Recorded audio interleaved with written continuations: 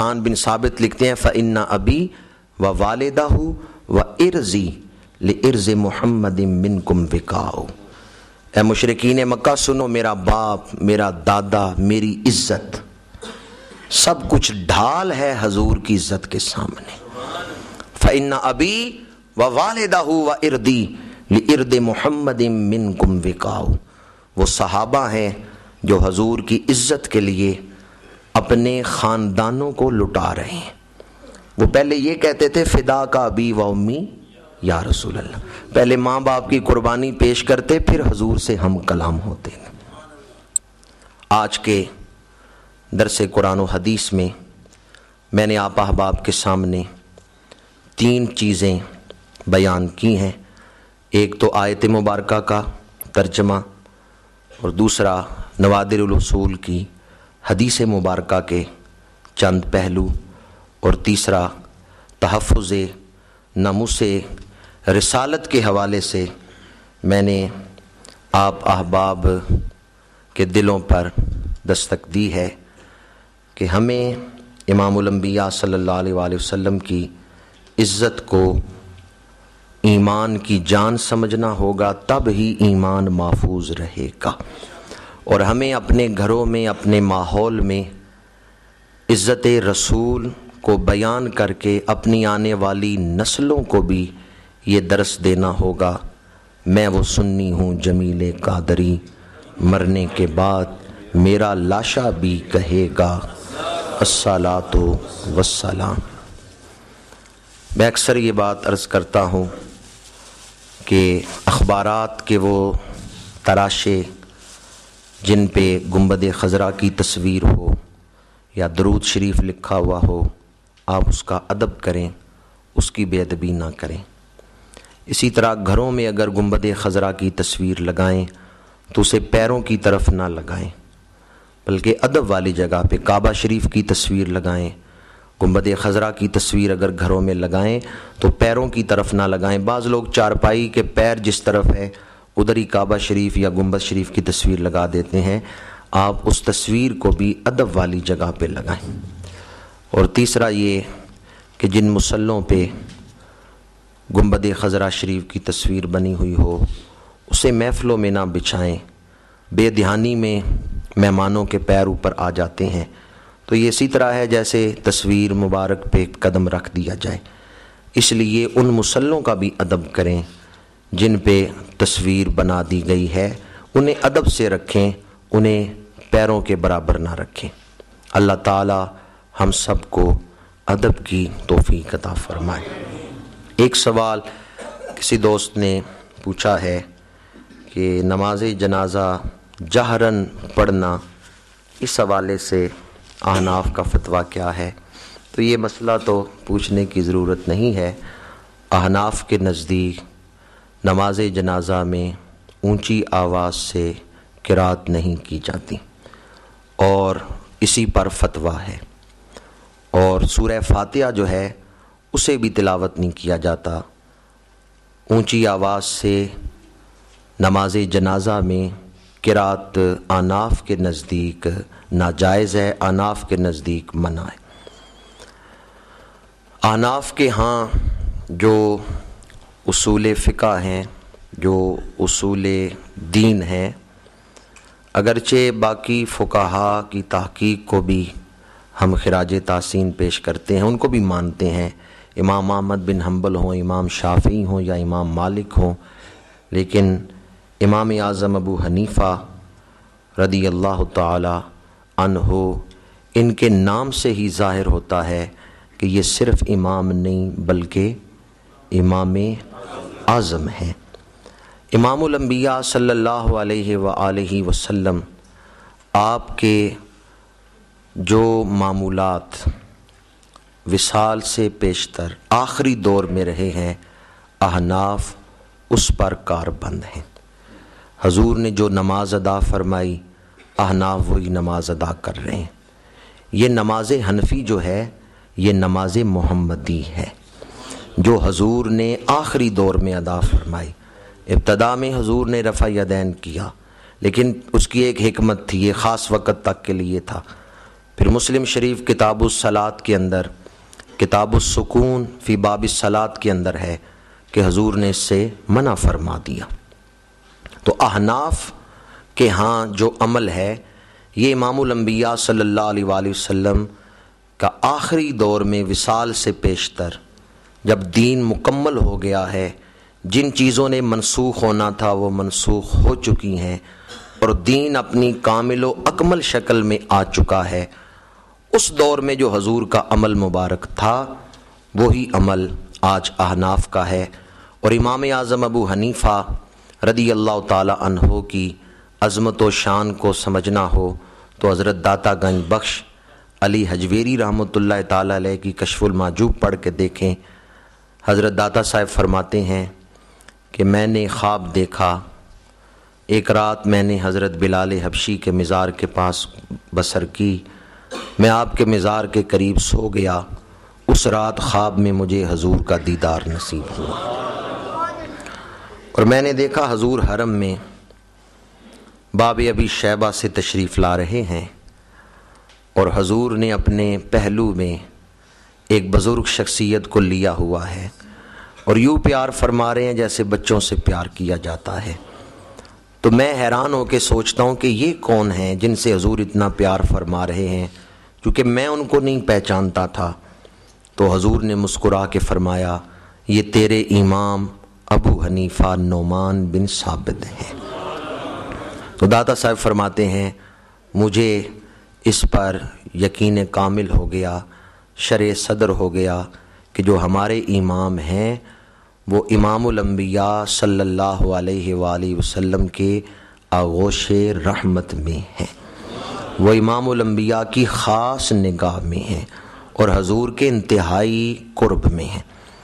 دیگر جو محدثین ہیں، بڑے بڑے محدثین، یہ امام بخاری جیسی ہستیاں، امام اعظم ابو حنیفہ کے جو شاگرد ہیں وہ امام بخاری کے استادوں میں ہیں۔ اس لیے امام اعظم ابو حنیفہ رحمۃ اللہ تعالی علیہ کا جو استدلال ہے اور آپ کے فقہ حنفیہ کے جو اصول ہیں جن پر قرآن مجید احادیث مبارکہ سے مسائل مستنبط کیے جاتے ہیں، وہ اصول اتنے اعلیٰ درجے کے ہیں کہ قرآن و حدیث کی صحیح عملی ترجمانی جو ہے وہ فقہ حنفی میں دیکھی جا سکتی ہے۔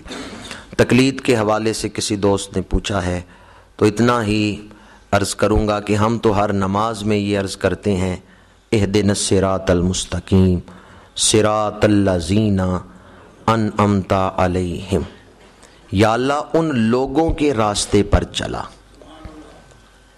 صراط الذین راستہ ان لوگوں کا، تو ان لوگوں کے راستے پر چلنے کی ہم اللہ کی بارگاہ میں دعا کرتے ہیں۔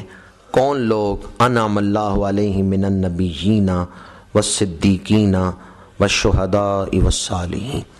اور پھر قرآن مجید میں ہے واتبع سبیل من اناب الی، اس کے راستے کی اتباع کرو جو ہماری طرف آ رہا ہے، جو ہماری طرف متوجہ ہے، جو ہماری طرف آ رہا ہے اس کے راستے کی اتباع کرو۔ اکیلے اس راستے پر نہ چلنا، ہر کوئی براہ راست قرآن و حدیث سے مسائل مستنبط نہیں کر سکتا، اس کے اندر اتنی لیاقت اور قابلیت نہیں ہو سکتی، بلکہ آج کل تو المیہ یہ ہے کہ جو دین کے لفظ کا معنی بھی نہیں بتا سکتا کہ دین کے لفظ کا معنی کیا ہے، وہ اگر اردو کی کسی کتاب میں کوئی حدیث پڑھ لے تو فوراً اس پر عمل شروع کر کے اعتراض بھی کرنے شروع کر دیتا ہے، دیکھو جی اس حدیث میں تو اس طرح ہے اور آپ لوگ اس طرح کر رہے ہیں، حالانکہ اس نے ایک حدیث دیکھی ہے، سارا ذخیرہ احادیث تو نہیں دیکھا، اس نے کوئی ایک آیت پڑھی ہے، سارے قرآن کی احکام والی آیتیں تو نہیں پڑھ لی۔ یہ آج کے دور کا المیہ ہے کہ پورے دین پہ نظر نہیں، پورے قرآن پہ، پورے ذخیرہ احادیث پہ نظر نہیں، کوئی ایک حدیث پڑھ لی ہے اور اسی کو حجت قرار دے کے اسی پر بحث بھی شروع کر دی ہے کہ میں نے یہ حدیث پڑھی ہے، آپ نے آج یہ حدیث پڑھی ہے، لیکن آپ سے پہلے بھی کوئی لوگ گزرے ہیں، انہوں نے بھی زندگیاں کھپا دی ہیں احادیث کو سمجھنے میں ہی۔ اس لیے میں کہتا ہوں کہ یہ تقلید کا انکار وہ لوگ کرتے ہیں جنہوں نے اصول فقہ کو نہیں پڑھا، اور جنہوں نے فقہا کی محنتوں کو نہیں پڑھا، جنہوں نے فقہا کی احتیاطوں کو نہیں پڑھا، جنہوں نے فقہا کی علمی ریاضت کو نہیں پڑھا، وہی لوگ تقلید کا انکار کرتے ہیں۔ ورنہ اگر وہ فقہا کی علمی ریاضت کو دیکھتے اور ان کے علم کی گہرائی کو دیکھتے یا اصول فقہ پر لکھی جانے والی کتابوں کو پڑھتے تو کبھی تقلید کا انکار نہ کرتے یا سرے سے فقہ کا انکار نہ کرتے۔ فقہ کا معنی کیا ہے؟ سمجھ۔ تو قرآن اور حدیث کو پڑھنے سے جو دین کی سمجھ حاصل ہوتی ہے اسے ہی فقہ کہتے ہیں۔ دو لفظوں میں آپ مجھے یہ بتائیں کہ قرآن اور حدیث کو پڑھنا ہی ضروری ہے یا سمجھنا بھی ضروری ہے؟ تو جو سمجھ ہے نا قرآن اور حدیث کی، اسی کا نام فقہ ہے۔ ہر کوئی خود نہیں سمجھ سکتا، کیونکہ بعض ایسی آیات ہیں ان میں جو الفاظ استعمال ہوئے ہیں ایک لفظ کے کئی معانی ہیں۔ ہر آدمی اس معنی کی گہرائی تک نہیں پہنچ سکتا کہ یہاں کون سا شرعی معنی مراد ہے، یا بعض ایسے مقام ہیں جہاں آیتیں یا احادیث ان کا آپس میں بظاہر تضاد نظر آتا ہے، تو وہاں مطابقت کیسے پیدا کی جا سکتی ہے؟ ہر کوئی اتنی وسعت علمی نہیں رکھتا، یا اس مقام کے لیے جو معاون علوم ہیں ان پر دسترس نہیں رکھتا۔ اس کے لیے جس علمی قابلیت کی ضرورت ہے وہ امام اعظم ابو حنیفہ میں تھی، وہ امام مالک، امام شافعی، امام احمد بن حنبل میں تھی، وہ علمی قابلیت امام ابو یوسف میں تھی، امام محمد میں تھی، جو امام عالی مقام کے امام اعظم کے بنائے ہوئے اور تدوین کیے ہوئے جو اصول تھے ان کے مطابق قرآن اور حدیث سے مسائل کو مستنبط کرتے تھے۔ اس لیے ہر شخص، جس طرح کہ آپ ڈاکٹروں کے پاس جاتے ہیں تو ان سے دوائی لیتے ہیں، یہ تحقیق تو نہیں شروع کر دیتے کہ یہ پیناڈال میں کون کون سی دوائی استعمال ہوئی ہے اور پیناڈال کیسے بنی ہے، بس وہ ڈاکٹر نے لکھ دیا آپ استعمال کر لیتے ہیں۔ اس طرح دین کو بھی مذاق نہ بنائیں، دین کے بھی اصولوں کو پیش نظر رکھیں۔ آج کل کے دور میں اخبارات یا الیکٹرانک میڈیا سے یہ بات ظاہر ہوتی ہے کہ لوگوں کی زبانیں کھل گئی ہیں اور خدا کا خوف نہیں رہا، زبانیں کھل گئی ہیں اور آخرت کا فکر نہیں رہا۔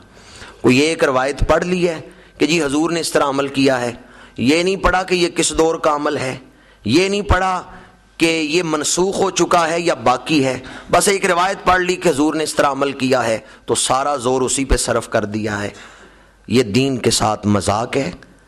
پہلے کسی سکہ آدمی سے، کسی اتھینٹک سے دین سمجھ لیں، دین سیکھ لیں، دین کو بازیچہ اطفال نہ بنائیں۔ وہ اعمال جو صدیوں سے اہل اسلام کے ہاں پابندی سے مروج تھے، آج بعض لوگوں نے ان میں بھی اختلافات ڈالنے کی کوشش کی ہے اور ان کو بھی مذاق بنا دیا ہے۔ مجھے 1.25 گھنٹے سے زیادہ وقت ہو چکا ہے آپ سے گفتگو کرتے ہوئے، اور میں نے یوں بھی متعدد مواقع پر تقلید کے حوالے سے آپ کے سامنے گفتگو کی ہے، اس لیے زیادہ میں اس سوال کو نہیں پھیلاؤں گا، اتنا ہی آپ کے سامنے عرض کروں گا کہ الحمدللہ ہم امام اعظم ابو حنیفہ رحمۃ اللہ تعالی علیہ کی تقلید کرتے ہیں، اور امام اعظم ابو حنیفہ رحمۃ اللہ تعالی علیہ کے جو مسائل آپ نے مستنبط فرمائے ہیں، جو فتاویٰ دیے ہیں، جو فقہ حنفیہ کے فتاویٰ ہیں، یہ وہ معمول ہے حضور علیہ الصلاۃ والسلام کا جو آپ نے اپنے آخری ظاہری عمر مبارک میں اختیار فرمایا ہے۔ نماز حنفی نماز محمدی ہے۔ احناف آج عین اسی طرح نماز پڑھ رہے ہیں جس طرح امام الانبیاء صلی اللہ علیہ وآلہ وسلم نے نماز ادا فرمائی ہے، اور جس طرح حضور کے صحابہ نے نماز ادا فرمائی ہے، اور جس طرح آل اطہار نے حضور سے نماز سیکھی ہے۔ الحمدللہ آج احناف اسی طریقہ کے مطابق اپنی نمازیں، اپنے روزے، اپنا حج اور دیگر دینی معمولات کو اپنائے ہوئے ہیں۔ انہی الفاظ پہ اپنی گفتگو کو سمیٹوں گا کہ نئی نئی آوازوں پہ کان نہ دھریں، بلکہ جو سکہ بند مسائل ہیں ان پہ عمل پیرا رہیں۔ عشق جنہ دی ہڈی رچیا کنا تھیں او ڈورے، غیراں دی گل سن دے نہ ہی ٹردے اپنی ڈورے۔ اللہ تعالیٰ اپنے بانک پن کے ساتھ شریعت مطالعہ پر پابندی کی توفیق عطا فرمائے۔ کی محمد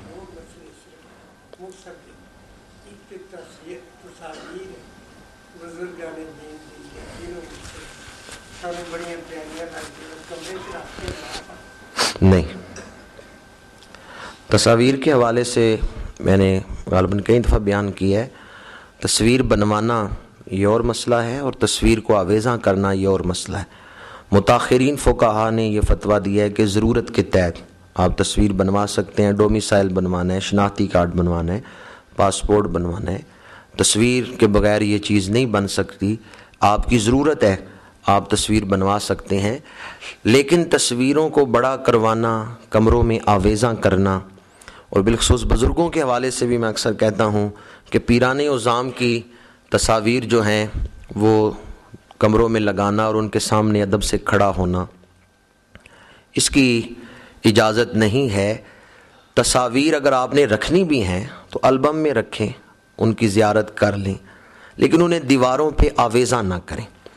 کپڑے کے اوپر اگر تصویر ہو، یہ سردیاں آ رہی ہیں، بعض جوان جیکٹیں پہنتے ہیں، کروکوڈائل اوپر بنا ہوتا ہے، مگر مچھ کی تصویر ہوتی ہے، بعض کے اوپر شیر بنا ہوتا ہے، تو جانور کی تصویر اگر کپڑے کے اوپر ہو تو اس سے بھی نماز مکروہ تحریمی ہوتی ہے، نماز لوٹائی جائے گی، نماز نہیں ہوگی۔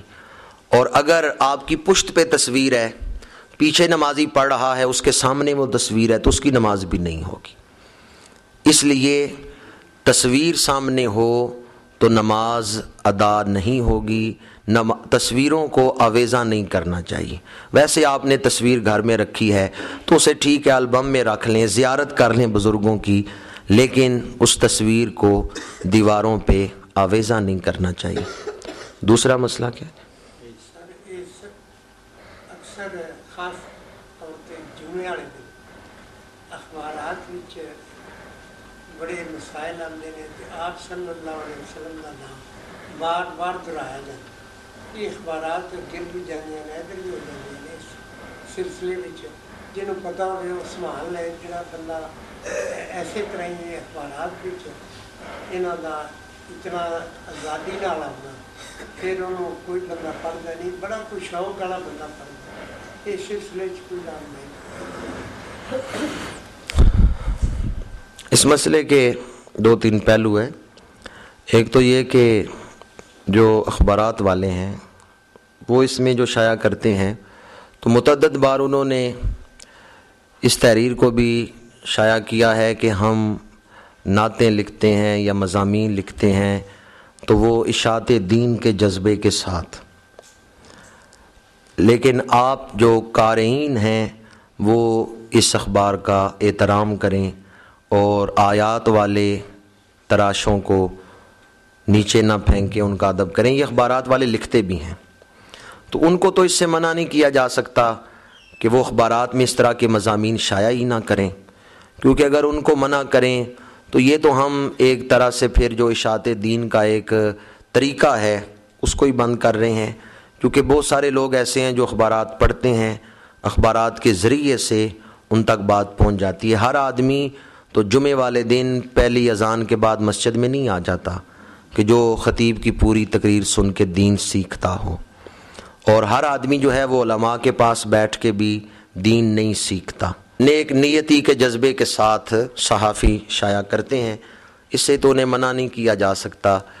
دوسرا پہلو یہ ہے کہ ہمارے لیے یہ ضروری ہے، یہ میں نے پہلے بھی بیان کیا ہے، کہ ہم ان اخبارات کا ادب کریں جہاں تک ہو سکے۔ حضرت بشر حافی رحمۃ اللہ تعالی علیہ شراب کے نشے میں شراب خانے سے آ رہے ہیں، راستے میں دیکھا کہ کاغذ پہ لکھا ہوا ہے بسم اللہ الرحمن الرحیم، اور وہ نیچے